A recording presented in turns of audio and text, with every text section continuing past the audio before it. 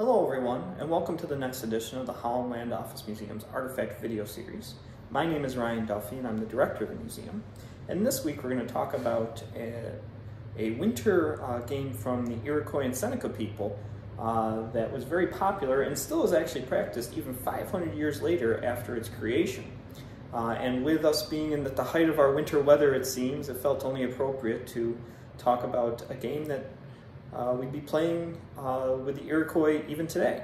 So I'm going to tell you about the game called Snow Snakes and its history and how it's played. So the oral tradition behind the history of snow snakes from the Iroquois people goes back well over 500 years and long before any interaction with people from Europe. Now the original intention of a snow snake, which we have a painting behind me here and a couple of examples of actual snow snakes, was actually to be used as a communication device between villages, that you could slide along the snow and carry your message to the next village, which could be quite a ways away, or to another area where people were. And these snow snakes, as they were known, would be slid along a long track, but I'll go more into that when I talk about how the game is played. And they're called snow snakes because the motion that the sticks had when they moved down the track often resembled that of a snake crawling along the ground.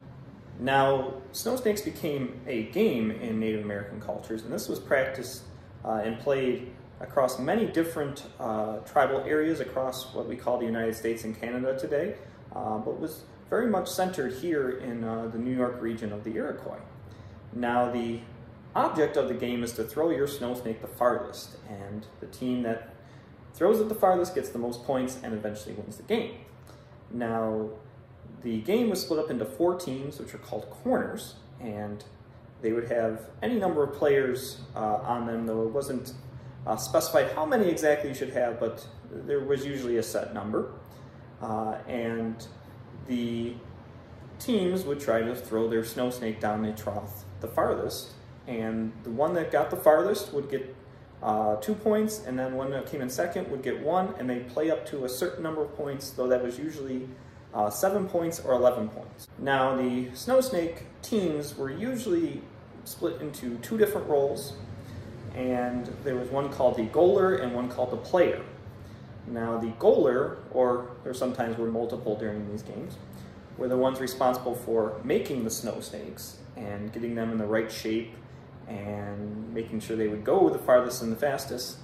And they would also pick the player or players who would be the ones who would throw. So the player would be the one throwing the snow snake, and the goaler would basically be the team captain or coach and equipment manager, I guess you could say, and making the snow snakes and then picking the players in order to throw them.